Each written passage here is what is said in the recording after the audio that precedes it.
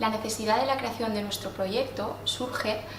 porque afortunadamente, debido a las mejoras en cuanto a los tratamientos en los pacientes oncológicos, especialmente las pacientes con cáncer de mama o los pacientes con linfoma,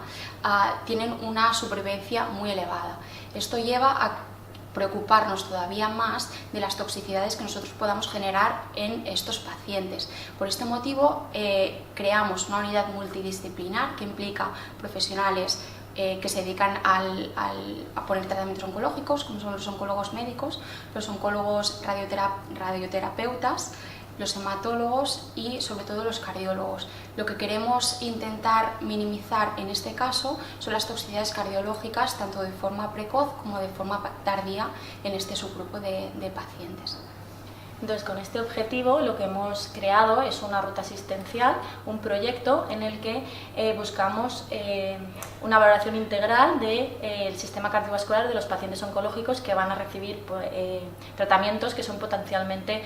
dañinos para el corazón. Entonces, hacemos una evaluación tanto inicial, antes de recibir los tratamientos, en el que intentamos optimizar al máximo todos los factores de riesgo cardiovascular, intentamos poner al corazón en la situación más óptima para poder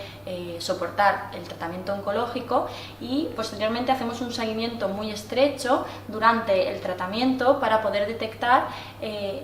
con unos marcadores específicos un daño subclínico, que sería un daño mucho antes de que haya una enfermedad cardiovascular. Son como unos marcadores que nos dicen que durante el tratamiento el corazón se ha visto un poco afectado y que podemos hacer cosas, estrategias para intentar minimizar el impacto sobre el corazón y que en un futuro no se desarrollen enfermedades establecidas. Una vez se ha completado el tratamiento y se ha hecho esta prevención, se hace un seguimiento a largo plazo para intentar detectar de forma precoz si al final aparece enfermedad cardiovascular y para intentar optimizar el estado cardiovascular de los pacientes que sabemos que tienen un riesgo más elevado de presentar complicaciones cardíacas a largo plazo.